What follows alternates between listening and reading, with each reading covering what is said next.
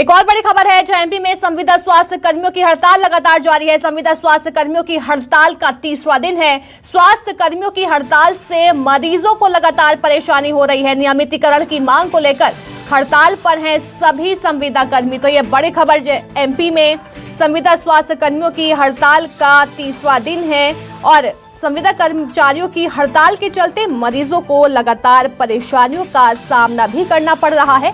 नियमितीकरण की मांग को लेकर संविदा कर्मी इस समय हड़ताल पर हैं। तो स्वास्थ्य कर्मियों की हड़ताल से मरीजों को परेशानी हो रही है। साथ ही आपको ये भी बता दें कि आज हड़ताल का तीसरा दिन है। तो नियमितीकरण की मांग को लेकर संविदा कर्मी इस समय हड़ताल पर हैं, जिसके चलते मरीजों को लगातार परेशानियों का सामना करना पड़ रहा है। देखिए, तस्वीरें आपकी टीवी स्क्रीन पर है। मेरे सहयोगी भोपाल से शब्बीर हमारे साथ जुड़ गए हैं। शब्बीर, एमपी में संविदा स्वास्थ्य कर्मियों की हड़ताल लगातार जारी है, क्या कुछ मांगे उनकी? हड़ताल लगातार जारी है, क्या कुछ मांगे उनकी? देखिए अलीशा, संविदा स्वास्थ्य कर्मचारी पिछले 3 दिन से हड़ताल पर हैं और इनके हड़ताल पर जाने के कारण काफी समस्याओं का सामना करना पड़ रहा है आम जनता को। खासकर टीकाकरण पूरी तरीके से प्रभावित हो चुका है। संविदा स्वास्थ्य कर्मचारियों की बात की जाए तो इनके पास पूरी जिम्मेदारी रहती है तमाम जिलों के टीकाकरण की, चाहे हम बच्चों के, मासूम बच्चों को जो टीका लगता है उसकी बात करें या फिर कोरोना के टीके की वैक्सीन की बात करें, इन तमाम जिम्मेदारियां इन्हीं के पास रहती है। जहां तक आपका सवाल था कि क्या कुछ इनकी मांगे हैं, इनकी तो 2 मांगे हैं महत्वपूर्ण। एक तो नियमितीकरण की मांगे हैं और इसके साथ साथ कुछ कर्मचारियों को करीब 1 साल पहले संविदा स्वास्थ्य कर्मचारियों को हटा दिया गया था, उनको फिर से बहाल करने के लिए ये आंदोलन कर रहे हैं। करीब 6 महीने पहले भी इनकी तरफ से आंदोलन किया गया था।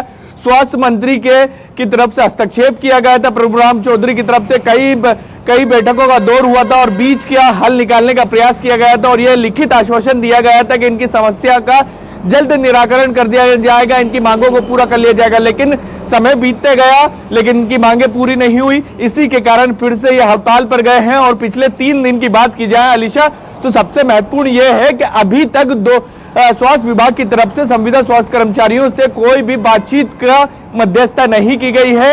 हड़ताल पर गए हुए हैं, बातचीत अभी तक शुरू नहीं हुई है, यानी हड़ताल अभी और लंबी चल सकती है क्योंकि प्रयास स्वास्थ्य विभाग की तरफ से नहीं किए गए। संविदा स्वास्थ्य कर्मचारियों का यह कहना है कि हम लगातार प्रयास कर रहे हैं, लेकिन उन सबके बावजूद भी स्वास्थ्य विभाग कोई भी कदम नहीं उठा रहा है, जिसके कारण हम अनिश्चितकालीन हड़ताल पर गए हुए हैं और आगे भी हड़ताल हमारी जारी रहेगी। देखिए, स्वास्थ्य कर्मियों की हड़ताल का तीसरा दिन है, लगातार उनमें आक्रोश देखा जा रहा है, साथ ही वो हड़ताल पर है।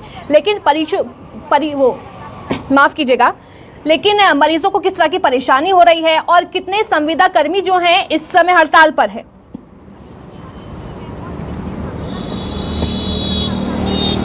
देखिए, पूरे मध्य प्रदेश की बात की जाए तो अलीशा करीब 32,000 संविदा स्वास्थ्य कर्मचारी हैं और इनके पास हर जिले की बात की जाए तो अमूमन 1,000 से 500 के करीब हर जिले में संविदा स्वास्थ्य कर्मचारी हैं।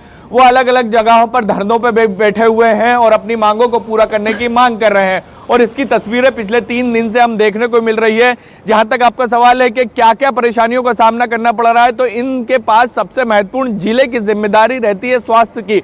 और जब स्वास्थ्य की जिम्मेदारी किसी भी इंसान के पास होती है और मरीज जब अस्पताल पहुंचता है और जब स्वास्थ्य कर्मचारी ही वहां नहीं होगा तो अमूमन ये कह सकते हैं सीधे तौर पर मरीजों को समस्या का सामना करना पड़ रहा है। बड़े शहरों की बात की जाए जैसे इंदौर, भोपाल में तो इतनी समस्या नहीं आ रही है क्योंकि यहाँ पर ज्यादातर जो स्वास्थ्य व्यवस्था है वो जूनियर डॉक्टर या नर्सों के पास रहती है। लेकिन छोटे जिलों की बात की जाए वहां पर समस्या आने वाले समय में और बढ़ सकती है और विकराल रूप ले सकती है। लेकिन अभी तक ये बात की जाए तो स्वास्थ्य विभाग की तरफ से वैकल्पिक व्यवस्था की गई है, इसके कारण इतनी समस्याओं का सामना मरीजों को नहीं करना पड़ा। लेकिन जैसे जैसे आगे हड़ताल बढ़ेगी वैसे वैसे समस्याएं भी बढ़ती नजर आएगी। लेकिन ये कह सकते हैं टीकाकरण मध्य प्रदेश में पूरी तरीके से प्रभावित हो चुका है, टीकाकरण नहीं हो रहा है, उसको लेकर वैकल्पिक व्यवस्था की स्वास्थ्य विभाग तैयारी कर रहा है। लेकिन इन सबके बीच सबसे बड़ा सवाल यह है कि आने वाले टाइम में यानी कि मरीज जो है और परेशान हो सकते हैं। शब्बीर, बहुत बहुत शुक्रिया तमाम जानकारी देने के लिए।